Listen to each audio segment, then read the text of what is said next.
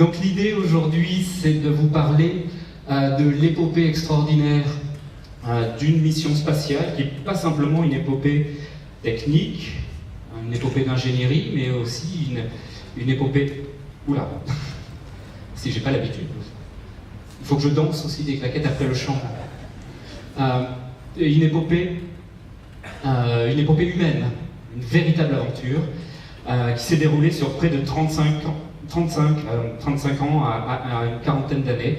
C'est extraordinaire, mais c'est un tout petit peu, il faut se rendre compte, les échelles de temps qui caractérisent l'exploration de notre système solaire, surtout quand on veut explorer aussi loin que les planètes géantes, Jupiter, Saturne, Uranus et Neptune. Donc on va parler aujourd'hui, je vais essayer de vous montrer à quel point cette aventure était exceptionnelle et unique également en son genre, et qu'elle a pris fin avec beaucoup de tristesse. Finalement, vous voyez, c'est une aventure humaine, il y a eu de la tristesse aussi, c'était une machine, mais elle a fini par faire partie de notre quotidien. C'était plus qu'une machine. J'ai essayé de vous faire vivre ça, ces 13 années, mais même au-delà des 13 années, puisque c'était 13 années d'exploitation scientifique, il y a eu évidemment toute une partie de très longues années de débats scientifiques sur la proposition de mission, et puis ensuite il y a eu la construction, le lancement, le voyage, et ensuite il y a eu ces 13 années sur place, à prendre des images, des spectres, à sentir les atmosphères, à regarder les aurores polaires de Saturne, à scruter les anneaux, à détecter les particules piégées par le champ magnétique de Saturne, etc., etc. 13 années de mission spatiale. Cette mission, c'est évidemment la mission Cassini-Huygens. Donc, je vais commencer par une très brève introduction. C'est une présentation avec un public large, donc je me permets, même pour ceux, excusez-moi, ceux qui le savent déjà, mais j'ai essayé de faire une brève introduction du contexte très rapidement. Donc vous avez une représentation très schématique, même si donc, des distances ne sont pas du tout respectées évidemment, mais c'est une représentation très schématique du Soleil, de notre étoile et des 8 planètes du système solaire. Si les distances relatives ne sont pas respectées, les tailles relatives en revanche sont respectées. Ça donne déjà une petite idée des dimensions. Et où on va voyager aujourd'hui, on va aller assez loin, près de Saturne, donc la deuxième plus grosse planète du système solaire, entourée, vous le savez, de ces magnifiques anneaux, uniques en leur genre dans notre système solaire, en tout cas à l'époque où l'être humain est capable de les observer et de les étudier. Cette planète, je vais pas utiliser, j'ai essayé d'utiliser le moins possible de jargon. C'est 10 unités astronomiques, c'est peut-être le jargon le plus compliqué que j'utiliserai. Les unités astronomiques, c'est tout simplement une distance de référence entre le Soleil et la Terre. Ça veut dire que Saturne est 10 fois plus éloigné du Soleil que ne l'est la Terre. On est très loin. On est très loin, donc on met du temps pour faire le tour du Soleil. On met à peu près 30 ans. Donc Saturne, ses anneaux et tout son cortège de satellites met 30 ans pour faire le tour du Soleil. Ça vous donne une idée du contexte. Saturne, son plan équatorial est incliné, enfin son axe de rotation et du coup son plan équatorial également, ses anneaux et puis le plan de rotation de la plupart de ses satellites est incliné de 27 degrés environ. Ça veut dire que Saturne, ses anneaux, ses satellites connaissent des saisons. La différence de la Terre, c'est que ces saisons durent 7 ans. Un hiver qui dure pendant 7 ans, on a hâte qu'il se termine. Vient le printemps qui va durer 7 ans, l'été qui dure 7 ans, et ainsi de suite. Et Saturne également, comme toutes les planètes géantes, possède énormément de lunes, et on en a dénombré aujourd'hui, grâce à la mission Cassini notamment, on en a découvert de nouvelles, plus de 60 lunes naturelles, capturées ou formées au moment de la formation de Saturne et de tout son système. Voilà une petite photo de famille de Saturne. Donc évidemment, Saturne avec ses anneaux magnifiques qui doublent quasiment sa taille. Donc là, on est à peu près à 120 000 km de diamètre, quelques chiffres qui donnent le vertige. Et on remplirait quasiment la distance entre la Terre et la Lune si on rajoutait les anneaux de Saturne.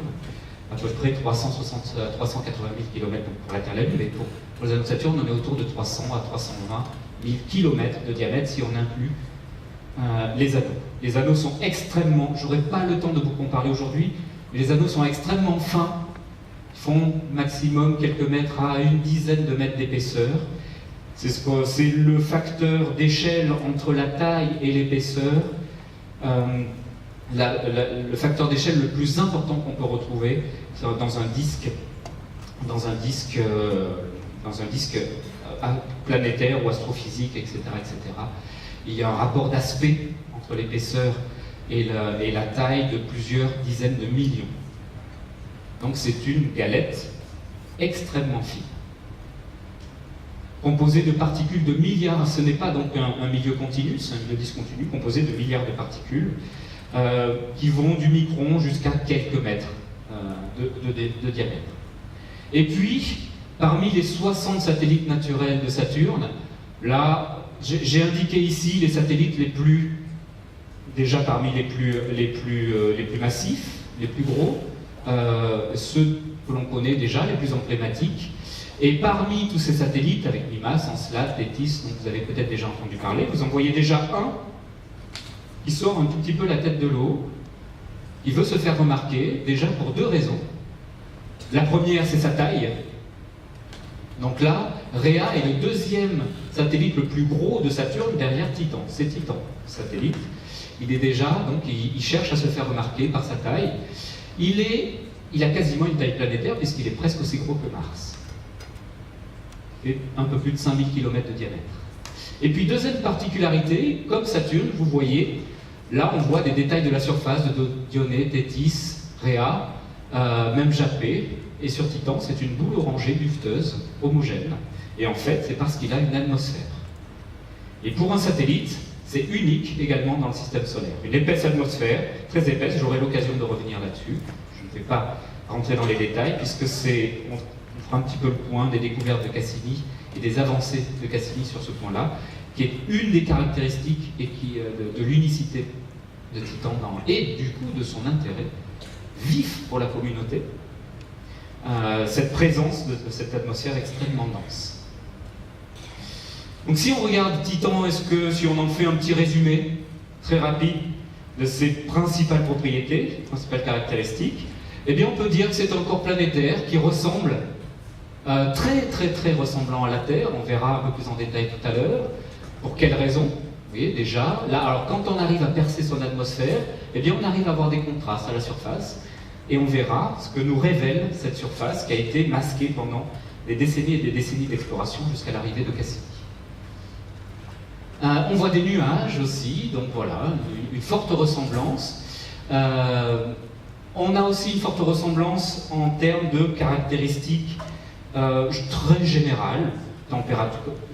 Comme quand on va vous allez chez votre médecin, vous prenez la température, on fait les fondamentaux, les basiques. Et bien ici, sur les basiques, pour caractériser une planète, avec ou sans atmosphère, eh bien, on a la température de surface. Quand on a une atmosphère, on a la pression à la surface et puis la composition de son atmosphère. Eh bien, Titan a une atmosphère au moins aussi dense, voire un tout petit peu plus dense, en réalité 7 fois plus dense que l'atmosphère terrestre au niveau donc de la surface. Évidemment, on est beaucoup plus loin dans le système solaire, donc il fait très froid. Ça fait du bien. Une journée pareille, si on pouvait au moins profiter un tout petit peu de la fraîcheur de Titan, cela dit, moins 180 degrés Celsius, c'est pas sûr qu'on le supporterait très longtemps. La composition de Titan, de son atmosphère, essentiellement, comme la Terre, elle est dominée par le diazote. Après, la Terre décline, l'oxygène, ça pourrait faire l'objet d'une autre conférence, je ne vais pas m'appesantir là-dessus, l'oxygène, et puis sous forme de traces, la vapeur d'eau, l'argon, etc., le CO2, le méthane, etc., sous forme de traces. La différence ici, la différence c'est que l'oxygène est, avec de telles quantités, il est d'origine biologique, d'origine biotique sur Terre, et donc on peut dire que c'est un élément, si on considère la vie un élément hors équilibre, on peut considérer d'une planète, du développement classique, connu des planètes de notre système solaire, l'oxygène est un élément hors équilibre. Si on se remet à l'équilibre dans les conditions de Titan, le deuxième élément, et ça c'est très intéressant, le deuxième élément le plus abondant sur Titan, c'est le méthane. L'hydrocarbure le plus léger que l'on connaisse, mais c'est quand même de la matière organique. Et qui dit matière organique, on commence à penser, évidemment, à la possible émergence de vie. Alors, encore une fois, ce n'est pas le sujet, ça aurait pu être le sujet de la conférence. Si j'ai le temps et si vous me laissez 3 heures ou 4 heures, J'ai un transparent de conclusion qui parle un peu des possibilités de la vie sur Titan, mais ce n'est pas vraiment le sujet. Mais toujours est-il que le fait d'avoir découvert le méthane sur Titan a rajouté encore à l'intérêt que l'on pouvait porter et du méthane en abondance, donc de la matière organique en abondance, qui peut après par chimie se décliner en matière organique plus complexe. Le fait de la trouver en grande quantité sur Titan, évidemment, a rajouté de l'intérêt à ce corps, s'il y avait besoin. Je finis ma petite introduction juste sur ce transparent-là qui fait un tout petit peu le point aujourd'hui de l'exploration du système solaire, et on peut dire qu'on vit un véritable âge d'or de l'exploration du système solaire. On a beaucoup parlé d'exploration martienne, récemment il y a eu évidemment Pluton, la comète Churyumov-Gerasimenko, des astéroïdes, etc. etc. On reparle évidemment d'explorer la Lune, et ainsi de suite. Si on fait un petit panorama de là où on en est aujourd'hui, de notre connaissance des surfaces, parce que c'est une des étapes de l'exploration du système solaire, évidemment, on passe très très vite à côté et on prend des photos. On passe un tout petit peu moins vite à côté de l'objet, et puis on essaie de se faire capturer, puis de rester en orbite, mais en altitude, et on prend des photos depuis l'altitude, mais pendant plus longtemps.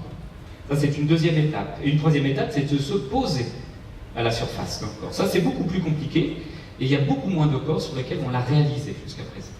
Et si on fait le bilan, aujourd'hui, eh bien finalement, on a réussi à se poser à la surface de Vénus, finalement, ça fait très longtemps, à la surface de la Lune, évidemment, à la surface de Mars de nombreuses fois, et on va continuer, sur des astéroïdes, très récemment sur la comète, justement, avec le petit atterrisseur Philae.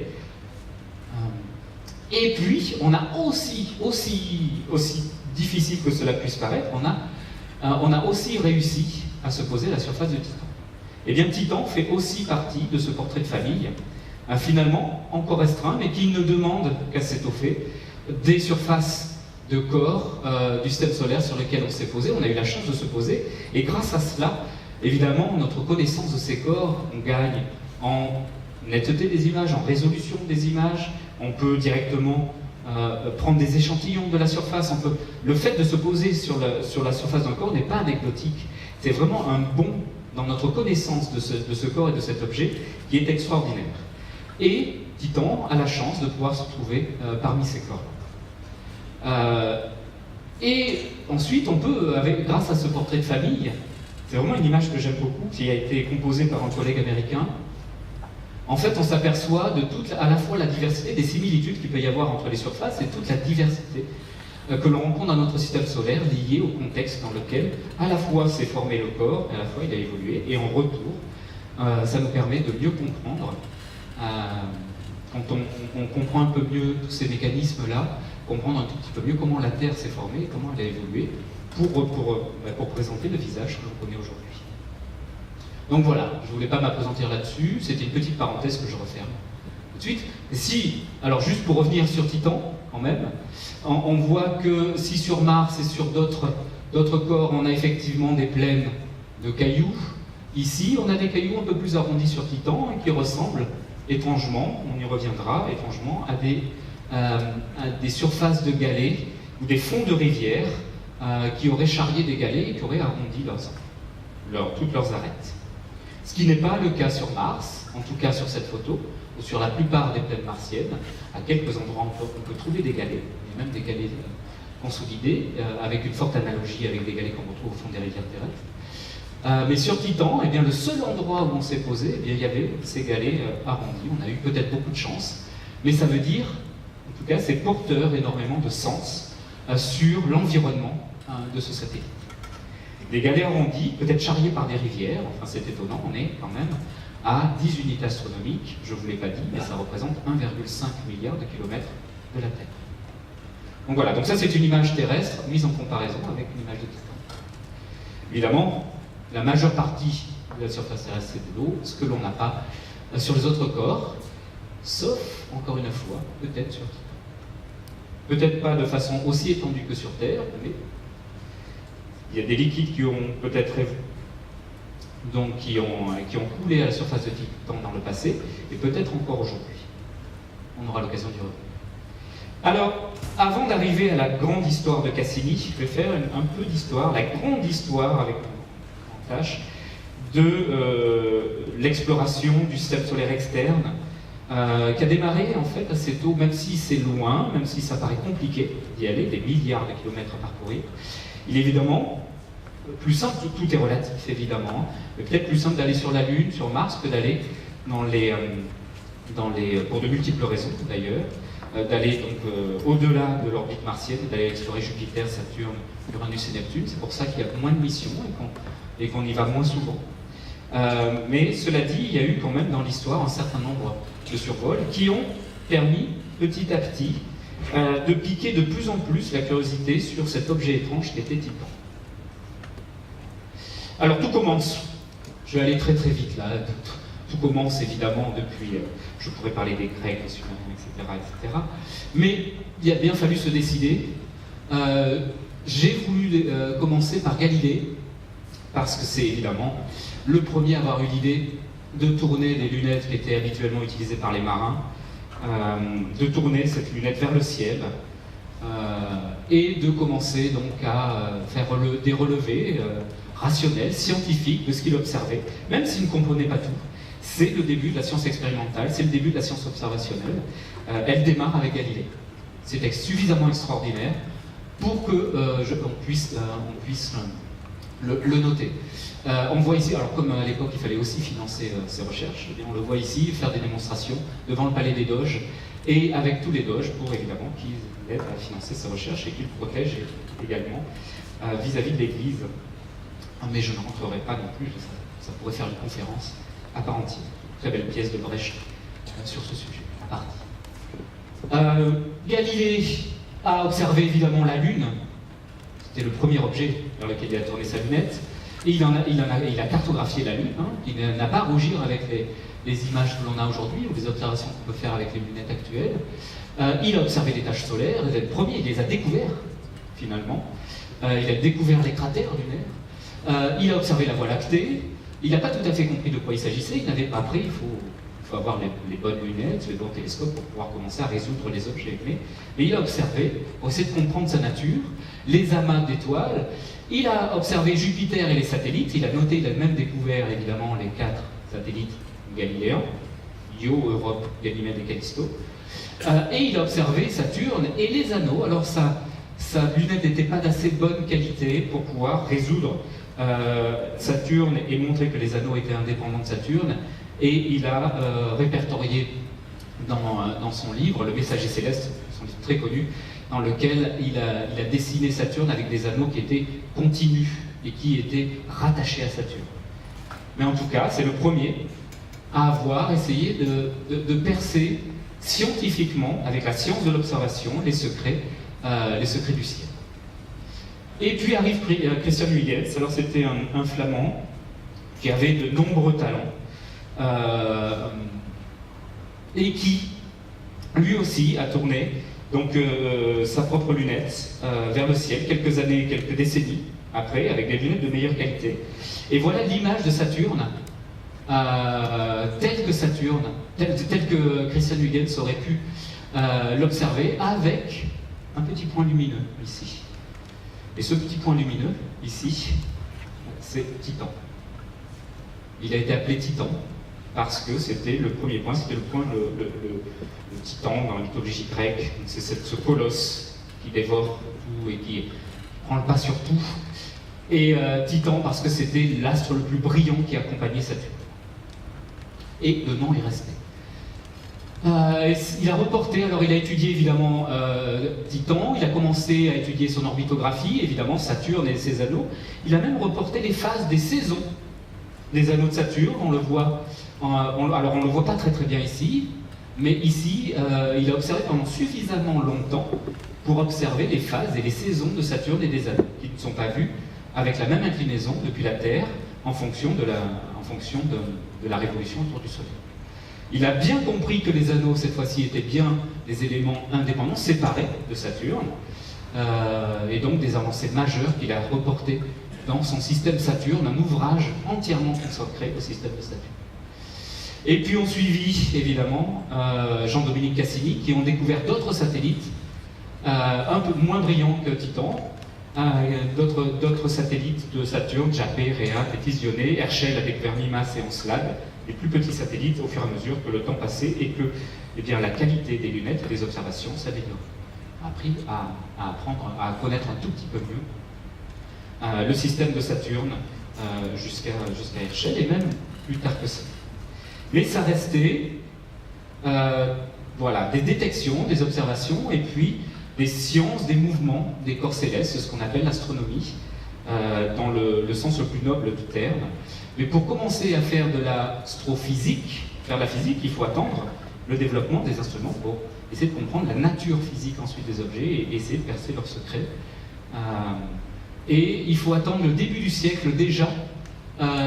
Donc c'est Josep Comas Isola, à l'Observatoire de Barcelone, a observé Titan. Vous voyez déjà la qualité, et on arrive à résoudre Titan et à voir ce que l'on appellerait aujourd'hui plusieurs pixels. Là, ce sont des plaques photographiques à l'époque. Mais on arrive à voir, en tout cas, à résoudre le disque de Titan et puis à voir des variations de brillance. Et c'est très très étonnant parce que ce que l'on connaît des corps célestes, ce que l'on peut observer, les plus proches en tout cas, et pour lesquels on peut résoudre la surface, eh bien, mis à part la Terre, Mars, enfin les planètes importantes et puis proches de nous, aucun astre de la classe des satellites ne possédait une atmosphère. Donc on pensait voir de la surface, et il est très très difficile d'interpréter ces différences de brillance, même vous voyez si elles sont très grossières, ces différences de brillance, comme des différences de brillance associées à une surface. Les surfaces ne se comportent pas de cette façon-là, c'est ce qu'on appelle la photométrie. Mais les surfaces ne se comportent pas de cette façon-là. Les atmosphères, par contre, se comportent de cette façon-là. On l'a déjà observé sur le Soleil, c'est ce qu'on appelle l'assombrissement centre-bord. Et c'est très très... Et on l'a observé sur les planètes géantes, et on l'a observé sur Vénus, par exemple, également. Et le fait de le retrouver sur un satellite de cette taille-là, on commence à avoir une idée de la taille de Titan.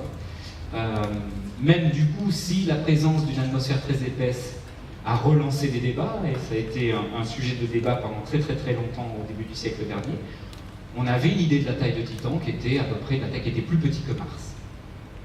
Et qui n'était pas un corps qui tournait autour du Soleil, qui n'était pas une planète, à proprement parler. Eh bien, cet assombrissement centre-bord rapporté par Solar, en fait, c'était la preuve indubitable de la présence d'une atmosphère sur un satellite. Ça faisait de Titan, déjà, dès le début du siècle dernier, un objet tout à fait unique.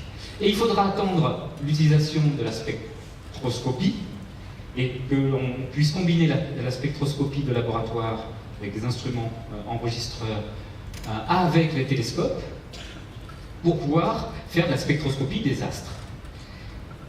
Et ça s'est fait au début du siècle dernier, et il faudra attendre 1944 pour qu'une observation de Titan note, alors vous voyez, c'était encore une fois des plaques photographiques, c'était la spectroscopie d'antan, de cette époque-là, et on pouvait noter les régions où il y avait des absorptions, des régions du spectre électromagnétique, où il y avait des absorptions, et d'autres régions, il n'y en avait pas.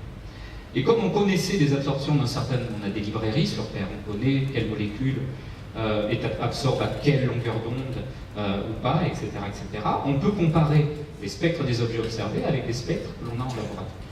Et ce que l'on a détecté sur Titan, c'est comme ça qu'on identifie des molécules. On a non seulement Titan avec une atmosphère, mais en plus une atmosphère avec du métal, qui est une molécule organique.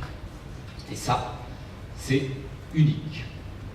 Et évidemment, les découvertes s'accélèrent avec les observations et l'amélioration de la résolution spectrale des observations spectroscopiques. On a accès à d'autres domaines de longueur d'onde également, des résolutions plus fines qui permettent de détecter des absorptions plus ténues, plus faibles, de meilleure sensibilité, etc., etc., peu importe. L'idée, c'est qu'on a réussi à détecter des molécules, et des molécules de plus en plus complexes. Donc non seulement il y avait des molécules quasiment primordiales dans Titan, mais en plus Titan avait sa propre chimie. C'est-à-dire qu'il produisait des molécules qui n'étaient pas là au moment de sa formation. Et ces molécules qui n'étaient pas là au moment de sa formation, eh bien c'est l'éthane par exemple, l'acétylène, etc., etc., le benzène, et puis au fur et à mesure, on a fait des découvertes, on a découvert des hydrocarbures de plus en plus complexes. Et ça, évidemment, des hydrocarbures de plus en plus complexes, ou qui participent, en tout cas, ces hydrocarbures participent à une chimie qui est très très intéressante, c'est ce qu'on appelle la chimie prébiotique. Et la chimie prébiotique, on pense que sur Terre, c'est la chimie qui a précédé l'apparition des molécules, des grosses molécules du vivant, comme les acides aminés, les protéines, évidemment, les lipides, et les molécules d'ADN. Et bien sûr, Titan, on a découvert des briques élémentaires, on n'a pas découvert de très très grosses molécules, encore que on reviendra là-dessus, sur ce sujet, mais on a découvert des molécules qui se complexifiaient selon des schémas et des chemins chimiques qui ressemblaient fortement aux premières réactions, aux prémices des réactions de la chimie prébiotique. C'est une terre primitive que l'on a découvert, il faut absolument aller l'observer, il faut absolument aller le découvrir. C'est ce qui s'est passé juste après, même dès les débuts. Alors ce ne sont pas les débuts de l'ère spatiale, hein. Là c'est l'ère spatiale de l'observation, de l'exploration du système solaire externe, évidemment. L'ère spatiale a véritablement démarré en 1957, vous le savez, avec Sputnik, et puis après toute la décennie, les décennies suivantes avec les explorations de la Lune, de Vénus et de Mars. Mais entre-temps, il y a eu quand même quelques scientifiques, quelques techniciens, quelques ingénieurs un petit peu fous pour dire on pourrait aller un tout petit peu plus loin, même si on fait que des survols, c'est pas grave, on va découvrir, on va prendre des photos et on va avoir des images comme on est absolument incapable d'en avoir depuis la Terre parce que ces objets sont beaucoup trop loin. Prenons des photos de près, même si on n'y reste pas, rien qu'une photo, eh bien, elle aura une valeur absolument inestimable. Eh bien, c'est ce qu'on a pensé à partir des années 80. Alors là, c'est un schéma un petit peu compliqué, je ne vais pas rentrer dans le détail, mais vous avez le Soleil. L'orbite de la Terre, c'est le premier petit cercle, ici. Et puis, vous avez ici Mars. Alors, non, la Terre est encore à l'intérieur. Vous voyez, c'est les orbites des planètes internes sont très, très, très resserrées autour du Soleil. Et puis, ici, on a Jupiter, on a l'orbite de Saturne, l'orbite d'Uranus et de Neptune. Eh bien, vous voyez que dès le milieu des années 70, il va y avoir 4 sondes, 2 sondes pionnières, qui portent bien leur nom, et 2 sondes voyageurs qui portent également très bien leur nom, qui vont partir de la Terre avec pour objectif eh bien, d'observer ce monde encore inexploré du système solaire externe, au-delà de l'orbite de Mars et de la ceinture d'astéroïdes, où il fait très très froid, où c'est très très loin, c'est très inhospitalier, c'est très compliqué d'y aller, etc. Donc Pioneer 10 a fait un survol de Jupiter, Pioneer 11 a fait un survol de Jupiter et Saturne, et par chance, les sondes Voyager, par chance, ça a été pensé pour cela aussi, hein, les sondes Voyager successivement, qui sont parties à quelques mois d'intervalle en fait, ont réussi à réaliser le Grand Chelem, ont réussi à survoler, enfin Voyager 2 uniquement, qui a fait le Grand Chelem avec Jupiter, Saturne, Uranus et Neptune. Et les seules images, les belles images que vous avez d'Uranus et de Neptune, elles viennent de Voyager, des survols qui ont été réalisés dans les années 80. Depuis, on n'est plus revenu. Au moins pour Uranus et Neptune, en tout cas, on n'a plus croisé de près ou de loin ces planètes avec une mission d'exploration du système solaire. Donc vous voyez à quel point ces données sont extrêmement précieuses.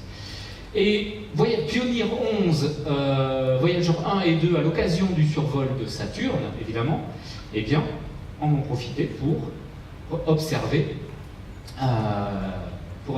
Saturne, évidemment, ses anneaux, mais aussi Titan. Et vous voyez que Pioneer, alors, donc là c'est le Pioneer 11 en 73, elle a été lancée en 73 et le premier survol de Saturne c'était donc le premier véritablement survol de Saturne réalisé par un robot fabriqué de la main de l'homme. C'était le 1er septembre 79 et on a réalisé un survol extrêmement proche, 20 000 km de Saturne, qui ont fait 120 000 de diamètre. Et voilà les images. Alors à l'époque, c'était pas encore des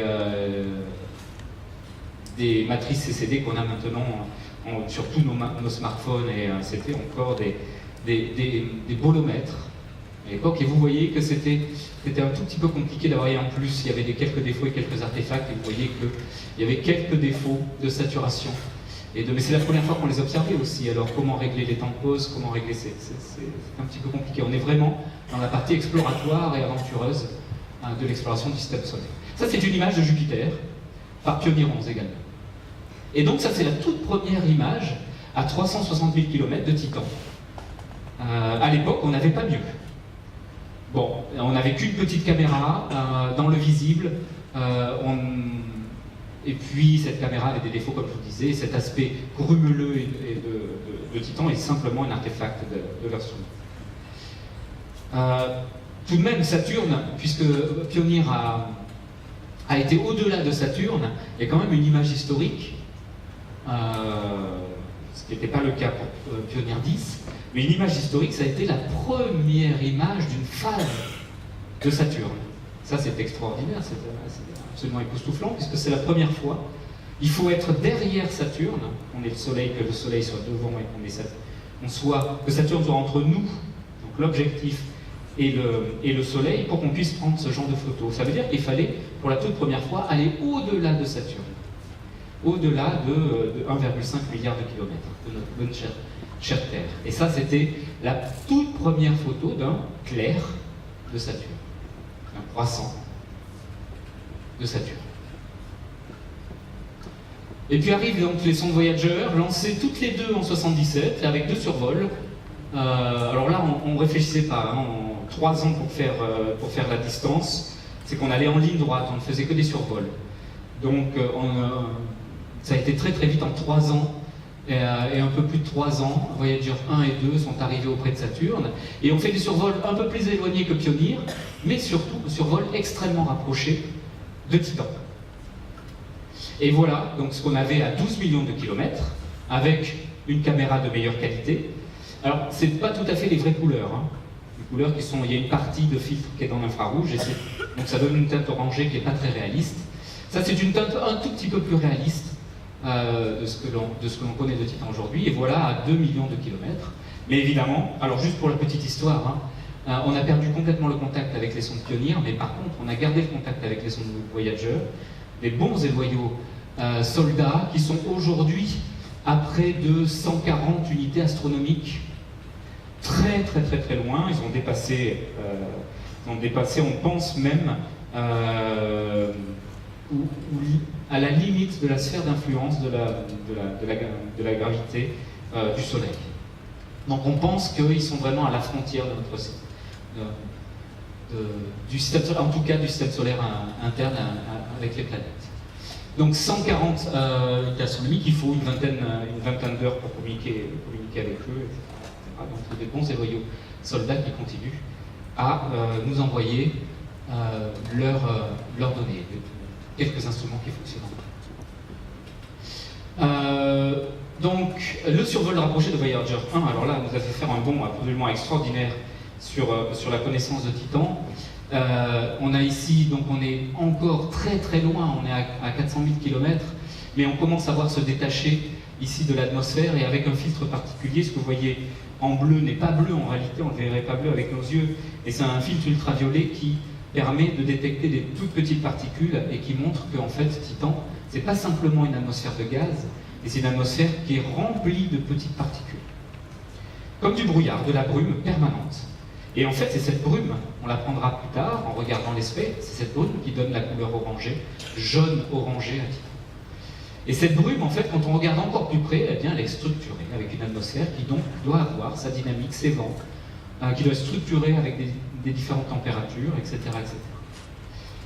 Donc d'un simple corps observé, identifié au milieu du XVIIe siècle, en attendant le début du XXe siècle pour au moins se douter qu'il y avait une atmosphère, mais sans trop connaître sa composition, et puis détecter 40 ans plus tard du méthane et piquer notre curiosité avec cette détection, eh bien on en arrive avec cette exploration 40 ans plus tard encore. Donc là, la courbe de progression sur notre connaissance de ce corps est exponentielle, eh bien avec une vue extrêmement détaillée de son atmosphère, de sa haute atmosphère, et puis on va voir qu'on va avoir des détails quasiment jusqu'à la surface, déjà grâce avec Voyager.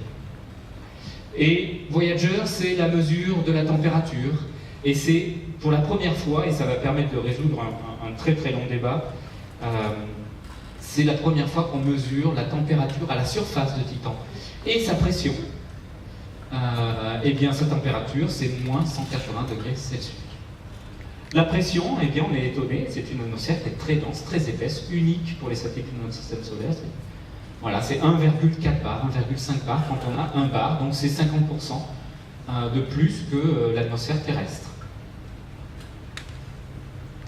Donc voilà, ce que j'ai marqué ici, c'est une atmosphère qui était très... Les molécules vont être différentes, même si les mécanismes et la chimie va être différente, etc., etc. Même si les mécanismes sous-jacents, et la physique et la chimie sont les mêmes, mais dans un environnement qui est très très exotique. Eh bien, en fait, on s'aperçoit que Titan, c'est une chimie organique qui est... Donc, rien que la phase gazeuse, déjà, on sait qu'il y a de l'azote, on sait qu'il y a du méthane. Eh bien, on a découvert pléthore d'autres molécules, grâce à Voyager. C'est là, on a fait un bond absolument extraordinaire dans la connaissance de l'atmosphère de Titan. En quelques années, on a découvert et identifié énormément de molécules. On a précisé évidemment ce que l'on savait déjà, mais là, on avait eu des observations vraiment très très proches, de très très grande qualité. Donc on a précisé la quantité moyenne d'azote, et puis évidemment on a redétecté et confirmé la présence d'un méthane, mais on a détecté toute une liste de molécules organiques plus complexes, même de nitrile. Donc ça veut dire que eh bien, les atomes principaux les plus abondants, l'azote, le méthane, ils se cassent et se recombinent, se mélangent et se recombinent pour faire des molécules, selon des schémas finalement que l'on connaît assez bien dans la chimie organique terrestre. Elles se passent évidemment dans des conditions complètement différentes sur Titan, mais elles aboutissent finalement à la formation, peut-être sur des temps plus longs, peut-être dans des quantités différentes, mais en fait on produit les mêmes molécules et des molécules tout à fait intéressantes, puisqu'on a l'hydrogène. Le nom m'échappe en français, vous l'avez en anglais ici, peu importe. C'est pas très très important, mais vous avez un certain nombre de molécules comme l'éthylène et puis ici l'acide cyanhydrique. Pardon, voilà, ça me revient. Peu importe, pas besoin de reconnaître ça, même s'ils sont en quantité très très faible. Ici, vous voyez, c'est quelques molécules par centaines de millions de molécules, même si elles sont très très faibles. Eh bien, c'est des molécules qui participent. HCN, par exemple, c'est une molécule qui polymérise très très très très très facilement et que l'on pense être... Alors, c'est un raccourci qui est très très grossier. S'il y avait des biologistes et des chimistes ou des biochimistes, ils me condamneraient sur place, au bûcher. Mais pour faire un raccourci très très rapide, c'est une molécule qui polymérise très très très très facilement avec de l'eau liquide, en présence d'eau liquide, et l'on pense que c'est une molécule qui participe, c'est en tout cas un très très bon candidat pour la formation de la molécule d'ADN, en particulier. Et on retrouve ça sur Titan, sur une lune à 1,5 milliard de kilomètres, une lune avec atmosphère très épaisse, on ne connaît rien de sa surface encore, il fait très très froid, mais on retrouve ces molécules. On a aussi le C2H2 qui participe à cette fameuse chimie prébiotique. Donc ça a été vraiment une surprise et une découverte que si loin, avec une atmosphère aussi froide, on ait une chimie aussi active. Puisque les deux principales ou les trois principales molécules, ici, on pense qu'elles sont quasiment primordiales, elles étaient là au départ de la formation, et toutes les autres, ce sont des produits de réaction chimique qui ont eu lieu pendant toute la présence, l'existence de l'atmosphère de Titan. Il y a pu avoir plusieurs milliards d'années pour produire l'état qui n'est pas forcément un état d'équilibre, mais l'état d'abondance chimique que l'on observe aujourd'hui dans l'atmosphère de Titan. Mais ce qui est très intéressant, voilà, c'est des mélanges de carbone, d'hydrogène, d'azote, très peu d'oxygène sur Titan, parce qu'il est piégé sous forme de glace d'eau, puisqu'il fait très très froid. Mais sinon, toutes les autres molécules qui sont très très importantes dans la chimie du vivant sont présentes sur Titan. Et puis, alors là, on ne voit rien, on ne voit absolument rien. Donc, je ferai une interrogation écrite à la fin de la conférence. En fait, c'est toutes les chaînes de réaction, elles ont été réactualisées récemment, mais ça n'a pas beaucoup d'intérêt de mettre même les chaînes de réaction réactualisées. C'est celles que l'on connaissait donc à la suite, que l'on a déduites pour essayer d'expliquer la présence et les abondances de tous les éléments qu'on a détectés. On les a identifiés, mais il faut encore comprendre comment ils sont arrivés là. Eh bien, il y a des chimistes, des physiciens qui se sont attelés à la tâche. Et vous voyez la complexité. Alors, on ne voit pas très très bien, excusez-moi. Mais voilà, quand on part ici de l'azote, quand on part ici un peu du CO2, quand on part du méthane CH4 ici, eh bien, et qu'on a suffisamment d'énergie pour casser ces molécules, eh bien voilà dans quoi on s'engage, dans quel type de chimie on s'engage. Ça a été très certainement le cas très localement sur Terre, sur la Terre primitive, on le pense, en tout cas ça a pu participer par certains aspects à la complexification chimique donc sur Terre, et c'est le cas sur Titan, et c'est encore le cas aujourd'hui sur Titan. Et on produit énormément, donc je vous ai dit, donc ça c'était un petit résumé de ce que je dis. Donc avec la chimie du méthane et la chimie de l'azote, eh bien, on produit pléthore d'hydrocarbures et de nitriles. J'avais les noms ici, voilà, donc voilà, j'aurais pu m'économiser un effort sur ma mémoire. On couple aussi, donc on produit donc tout ce que j'ai mis en vert, c'est toutes des molécules qui sont produites sur Titan et que l'on pense participer à la chimie prébiotique sur Terre. Et puis à la fin de cette chaîne, de ces très longues chaînes de réactions chimiques, et évidemment il y a des ponts entre ces différents, je ne les ai pas indiqués ici, mais il y a des ponts en plus de réactions chimiques entre ces réactions chimiques de ces trois éléments, eh bien on finit par produire des molécules de plus en plus épaisses, de plus en plus grosses, de plus en plus massives. Je réfléchissais à la phrase qui suivait, et c'est ça qui forme le brouillard épais autour de Titan. Ces particules, en fait, ce sont des particules d'aérosol qui se forment avec des poids atomiques très très importants, qui sont constitués de 800 à 1000 atomes, voire peut-être plus encore, et qui forment une espèce de suie d'hydrocarbures. C'est comme si on récupérait ce qu'il y avait sur les parois des cheminées de raffinerie ou dans notre cheminée tout simplement, on récupérait, et ça s'est produit dans l'atmosphère, dans la haute atmosphère de Titan, et ça sédimente, ça pleut en permanence, et tout autour de Titan de façon naturelle, et de façon très abondante finalement. Et cette pluie d'aérosols, qui sont les produits terminaux de cette chimie très, très active, en fait, eh bien, ils sont formés ce qu'on appelle des oligomères, de carbone, encore une fois d'hydrogène, d'azote et peut-être un tout petit peu d'oxygène, parce qu'il y a quand même un tout petit peu d'oxygène dans l'atmosphère de Titan, très très peu, mais un tout petit peu. Et c'est ce qu'on appelle les tholins, ça a été appelé, c'est un terme grec qui désigne la boue, parce qu'on pense que c'est une boue, une espèce de boue organique, mais ça reste une boue organique quand même intéressante, encore une fois, de par sa composition, très très proche de la composition des molécules complexes du vivant. Mais c'est pas tout, c'est qu'en faisant donc ces tholins, ces fameux tholins, on peut les produire en laboratoire. Ça, je vais passer peut-être un tout petit peu plus vite. Voilà, on est très content, on en produit. Donc là, ce que vous voyez, c'est qu'on peut produire ça dans ce qu'on appelle des réacteurs. Donc, pour comprendre la chimie de la haute atmosphère de Titan, donc cette chimie qui est extrêmement complexe, on peut évidemment établir des théories, mais aussi c'est intéressant de faire des expériences et se remettre dans les conditions de la haute atmosphère de Titan, comme on le fait pour les hautes atmosphères des planètes géantes gazeuses également. Sur Titan, donc on a ce qu'on appelle des réacteurs, qui sont des tubes dans lesquels on fait passer la même composition en gaz primordial de la haute atmosphère de Titan, donc la même condition majoritaire, donc de l'azote et du méthane.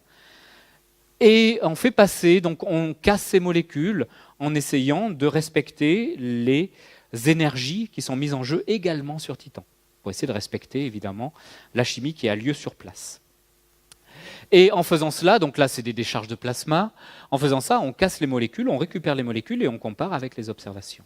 Ça marche très très bien, et ça marche tellement bien qu'on va jusqu'au bout, on a réussi à aller jusqu'au bout des chaînes de réaction et à produire du coup cette suie organique qui est un peu orangée et qui rappelle par certains aspects sur les parties les moins denses.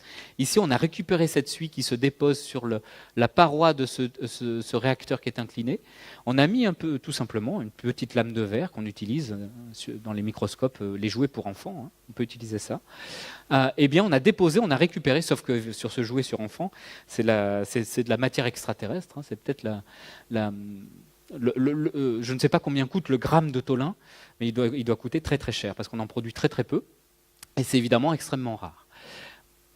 Mais ce que l'on voit, c'est que l'on récupère ici donc cette suie organique qui a la couleur, sur la partie la moins dense ou la moins épaisse du dépôt, qui a la couleur qui rappelle la couleur de l'atmosphère de Titan. Et en fait, ces tholins, c'est l'aérosol qui, quand on regarde au microscope, c'est des molécules qui sont collées, c'est des agrégats, des grains qui sont collés les uns aux autres. On appelle ça des agrégats fractales qu'on retrouve. C'est des formes des agrégats qu'on retrouve dans les aérosols naturels ou d'origine anthropique sur Terre.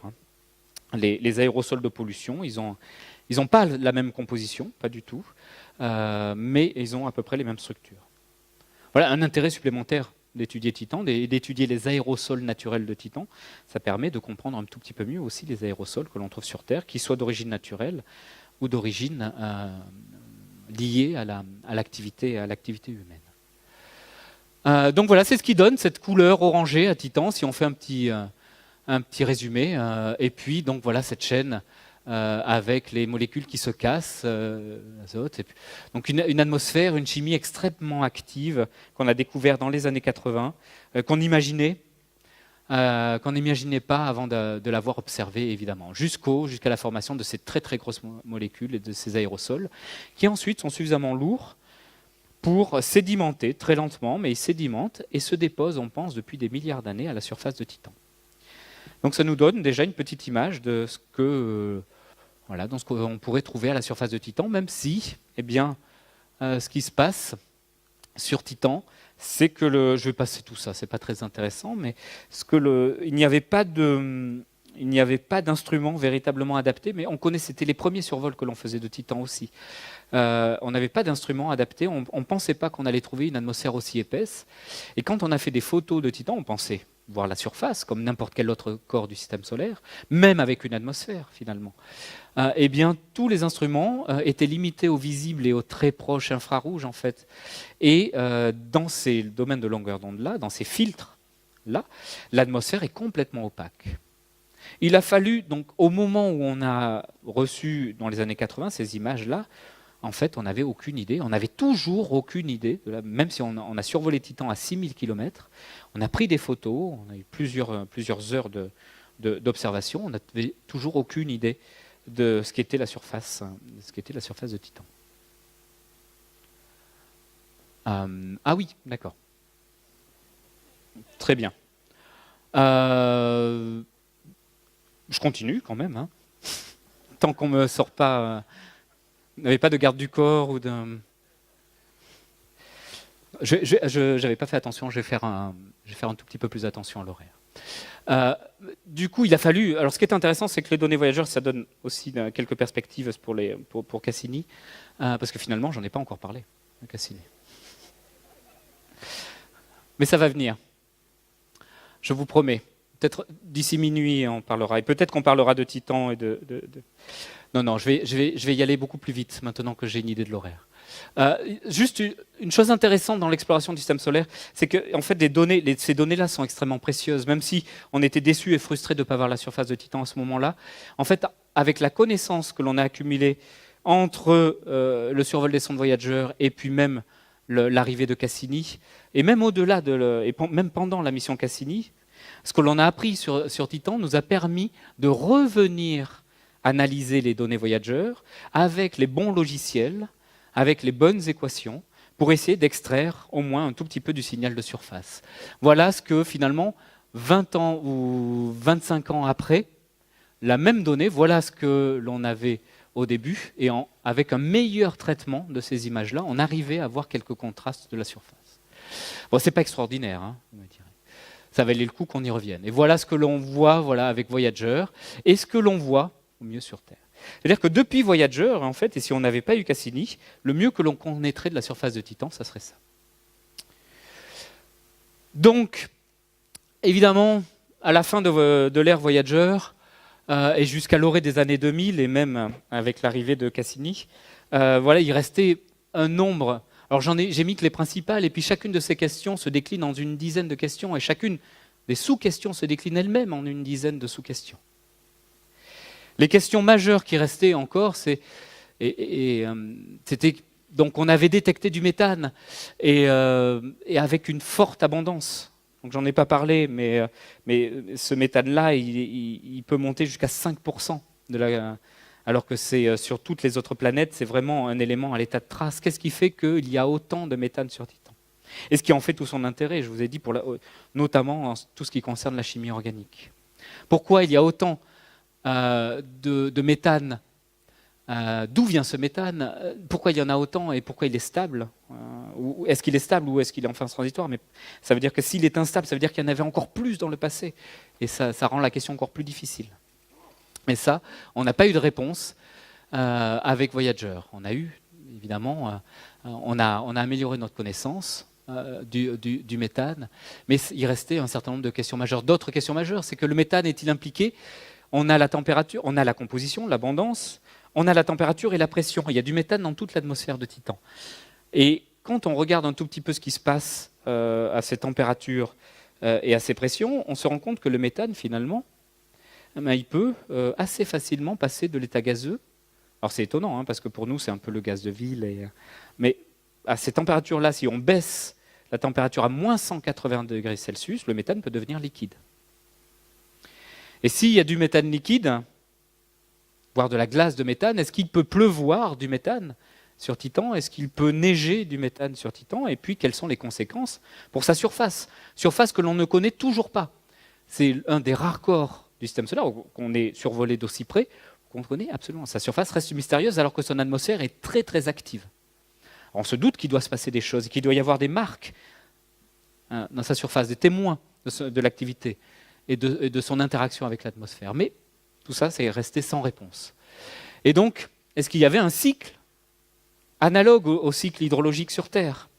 Vous savez, l'eau s'évapore, forme des nuages, il pleut, ça crée des lacs, ça creuse des rivières, ça érode, ça crée des montagnes. Ce qui crée les montagnes, c'est la pluie, essentiellement, sur Terre.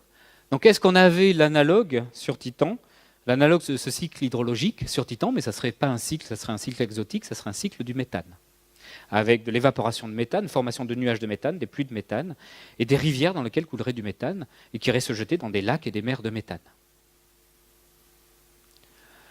On a parlé de la chimie complexe. Quelle molécule complexe la chimie atmosphérique est-elle capable de produire? Est-ce qu'on a été jusqu'au bout de notre identification des molécules? Et puis quel est l'intérêt pour ce que l'on appelle l'exobiologie, donc pour la compréhension de l'émergence et de l'évolution de la vie dans notre système solaire, mais aussi, non seulement dans notre système solaire, mais aussi dans l'univers tout entier, pour essayer de comprendre comment la vie a émergé sur Terre. Ça pourrait être un laboratoire à l'échelle planétaire, un laboratoire extraordinaire pour explorer ces questions-là également. Quelle est la nature de sa surface, je vous l'ai dit, et de sa géologie? C'est un peu lié à la question du cycle. Et puis, peu d'informations sur sa structure interne, ses échanges, et des échanges qu'il peut y avoir. C'est très important pour l'activité d'une planète aussi, des échanges qu'il peut y avoir entre l'intérieur, la surface et l'atmosphère. Comment tout cela interagit? Il restait énormément de questions. Et c'est là qu'est arrivé Cassini-Huygens. Et j'ai un peu de temps pour en parler. Non, j'ai du temps, je vais prendre du temps pour en parler. Et donc Cassini-Huygens, à la suite des survols de Voyager, dans les années 80, en fait, l'idée de Cassini-Huygens a émergé dès les survols. On s'est dit que c'était extrêmement frustrant. Vous voyez toute la liste de questions qui restait. On a répondu à énormément de questions, on a mis des chiffres là où on n'en avait pas, on a précisé énormément, on a réduit les barres d'erreur sur un certain nombre de mesures, on a identifié, on a détecté de nouvelles molécules, on a mesuré précisément la température jusqu'à la surface, etc., etc. Mais ça restait qu'un survol. On a pris quelques photos, on a pu observer pendant quelques jours, et puis c'est parti. La sonde était partie.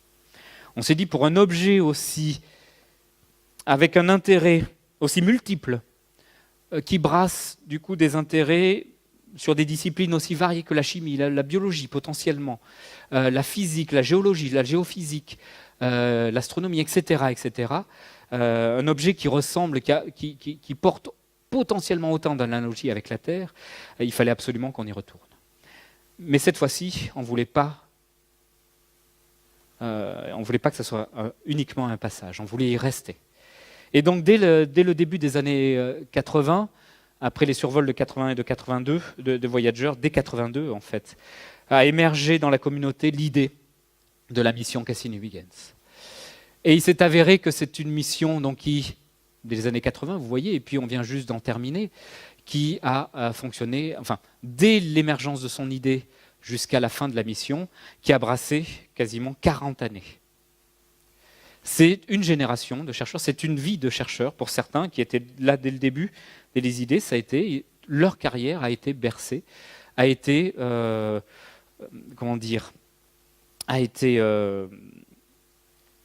complètement dédiée à cette mission-là, à la mission Cassini, et puis au travail qu'il faisait sur l'analyse des données de cette mission. Alors, c'est une mission d'exploration planétaire robotisée, c'est la plus ambitieuse depuis Cassini-Huygens. Il y avait Galiléo avant pour explorer Jupiter, Cassini est arrivé juste après. C'est la mission la plus ambitieuse, la plus sophistiquée, la dernière en date. C'était une autre époque où on faisait des grosses missions plutôt qu'une multitude de plus petites missions, moins ambitieuses, mais plus récurrentes. Cela dit, quand on part explorer une fois tous les 15 ans ou 20 ans le système solaire externe, autant qu'on embarque le maximum d'instrumentation.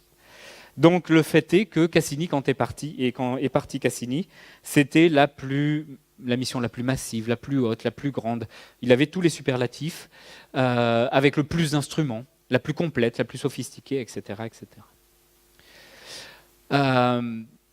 Quelques chiffres, donc le milieu des années 80, c'est une collaboration donc, de 3 agences spatiales, NASA, ESA, ASI. Donc NASA, c'est évidemment l'agence spatiale américaine, l'ESA, c'est l'agence spatiale européenne, l'ASI, c'est l'agence spatiale italienne, qui a participé, c'est étonnant de voir ces différentes échelles, mais a participé à la construction donc, de l'orbiteur.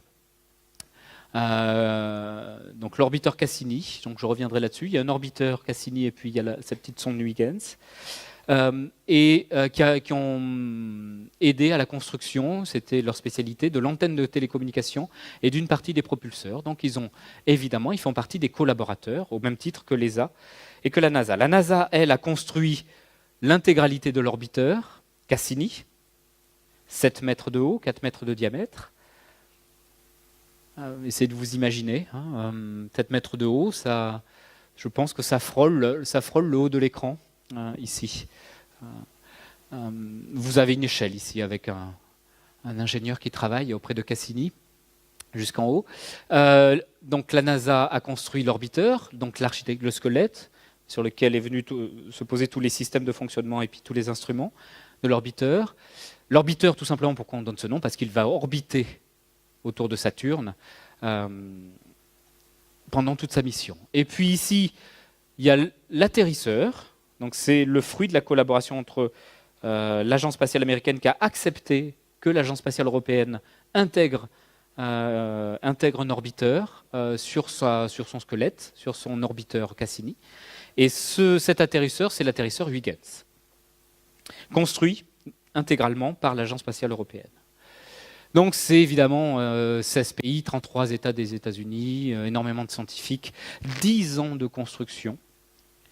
La durée du voyage, alors évidemment, c'est des chiffres, c'est 7 ans de voyage, une mission nominale de 4 ans, mais elle a été prolongée, c'est 3 milliards de kilomètres de parcourus. On ne peut pas faire de temps réel. Pour les télécommunications et pour communiquer avec Saturne, il faut en moyenne 1h30. Donc on envoie une commande, Cassini la reçoit 1h30 plus tard, répond, et donc 3 heures après, on a bonjour. 3 heures après, on a le bonjour de Cassini qui nous revient. Donc c'est difficile de tenir une conversation à bâton rompu avec ces problèmes de délai. Donc beaucoup d'automatisation et avec la technologie de la fin des années 80, du début des années 90.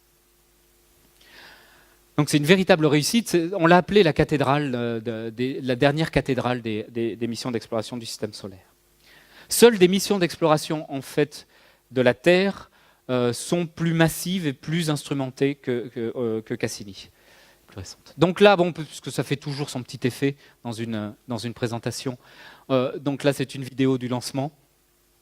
Donc le lancement est effectué en 97, ça ne nous rajeunit pas, pour certains, même d'entre vous, certains peut-être n'étaient pas nés encore.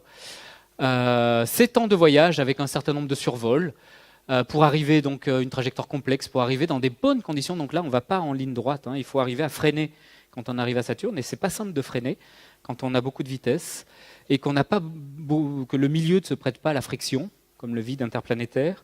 Donc il faut arriver avec la bonne orientation, la bonne inclinaison et la bonne vitesse, et aider un tout petit peu avec les rétrofusées, arriver à freiner aussi avec le bon angle, et arriver à freiner jusqu'à la bonne vitesse. Mais toujours est-il qu'il fallait arriver donc, dans les bonnes conditions pour se faire capturer, parce que l'idée c'était de se faire capturer par Saturne, devenir le 63e satellite, ici un satellite artificiel, et puis de rester autour de Saturne.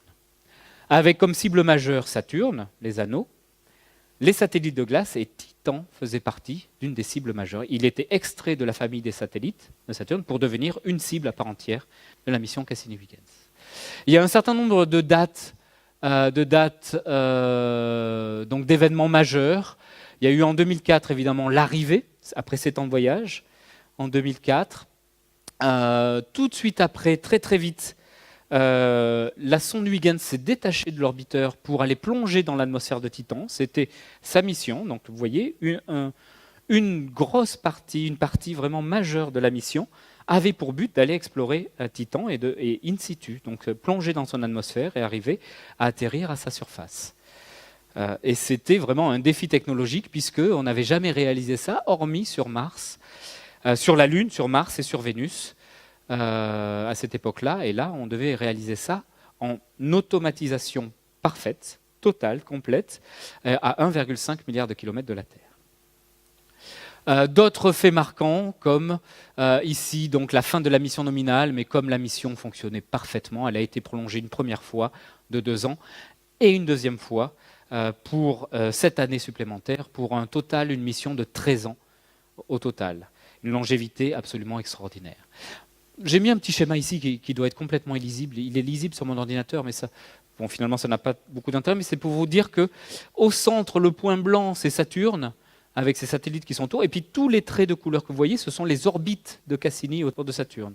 Peu importe si on n'arrive pas à les distinguer ou à les voir. Le seul message de cette image ici, c'est de vous montrer qu'on a, grâce à Cassini et les 13 années de mission de Cassini, on a pu étudier et observer le système de Saturne sous toutes les coutures. Et c'était le but et la chance que l'on avait, évidemment. Donc, la mission Cassini arrivée. Je vous ai dit que chaque saison, c'était 7 ans. C'était 13 ans de mission, finalement. On a fait quasiment la moitié d'une année de Saturne et de Titan. On a quasiment pu explorer 2 saisons. Bon, il faudra y revenir pour compléter les 2 autres. Mais s'il y a une atmosphère qui est dynamique, une surface qui réagit, enfin une météorologie, une climatologie qui réagit à ces saisons, eh bien c'est intéressant de voir comment elles évoluent pour comprendre un tout petit peu ce système climatique, comment elles évoluent avec les saisons.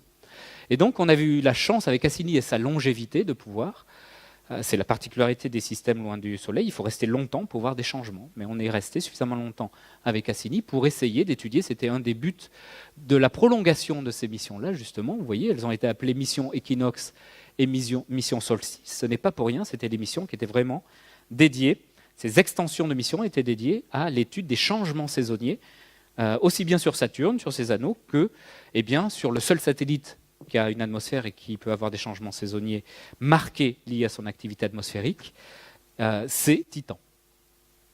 Et puis la fin de mission en 2017, parce qu'il a bien fallu se résoudre à en terminer avec cette mission, qui a été un petit peu particulière, avec un changement d'orbite très radical. Vous voyez quand même que les orbites sont essentiellement...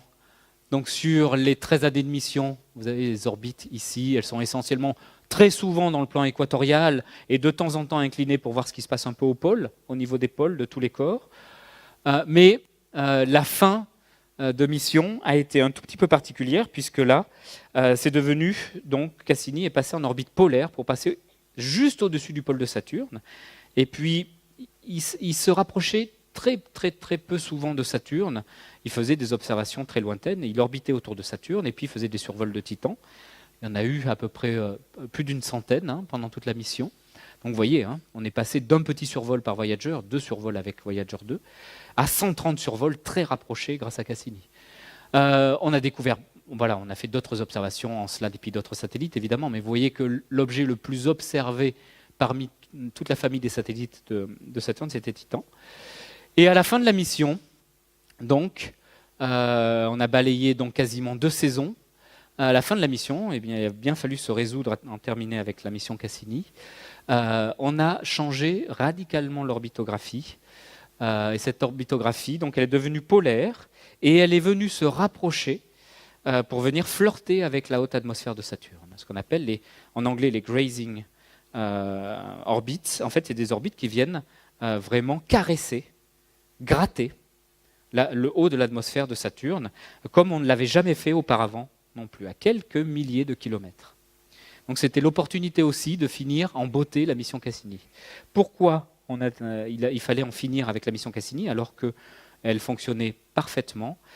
On est parti avec à peu près 6 tonnes de carburant, et après 13 années de manœuvres pour changer l'orbitographie, pour arriver, pour chacune des manœuvres, même avant d'arriver à Saturne, mais après toutes les manœuvres quand on était autour de Saturne, eh bien on a consommé quasiment tout le carburant, à tel point qu'au moment où Cassini a fini sa mission, il ne restait plus que 10 kilos. 10 kilos donc, de carburant, sachant que c'est essentiel, évidemment, à la manœuvrabilité de Cassini, de l'orbiteur, de l'engin lui-même, donc du vaisseau spatial lui-même. Si on n'a pas de carburant pour pouvoir le manœuvrer, on perd complètement le contrôle donc du vaisseau spatial. Et si on perd le contrôle, eh bien, il y a des risques qu'il aille s'écraser ou qu'il se perde. Ça, c'est pas un risque, mais il y a un risque non négligeable. Les probabilités sont faibles, mais il y a un risque non négligeable qui finit sur s'écraser ou sur Titan ou sur Encelade, qui sont deux corps avec un intérêt astrobiologique très très élevé.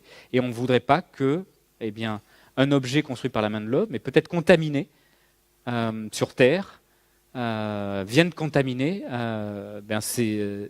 c'est les mots anglais qui me viennent, excusez-moi, mais c'est Havre, ici, complètement isolé, sur lequel auraient pu se développer des formes de vie endémiques.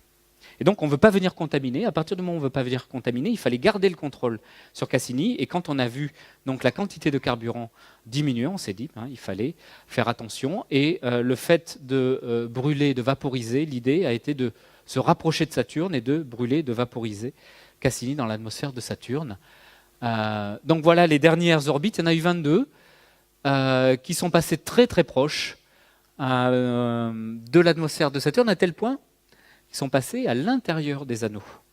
En fait, entre la partie des anneaux les plus brillants et l'atmosphère de Saturne. C'est la toute première fois qu'on réalisait ce genre d'orbite, et ça a permis, même à la fin de sa mission, Cassini a permis de faire de la science qu'on n'avait jamais faite avant.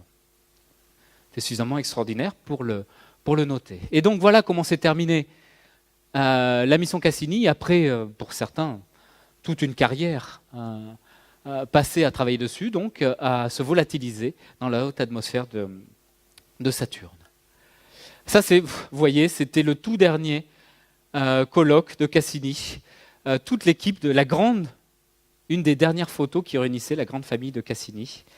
Et puis on a eu la chance, je fais un peu de pub, on a eu la chance, j'ai le même t-shirt qu'aujourd'hui, c'était un petit peu en hommage, j'ai eu la chance d'être à Pasadena au moment où Cassini s'est abîmé dans l'atmosphère de Saturne, et de le suivre en direct avec tous nos collègues qui participaient à la mission, de participer à cette photo de famille également, et on était en direct ici avec la Cité des Sciences et de l'Industrie à Paris, qui retransmettait en direct l'événement.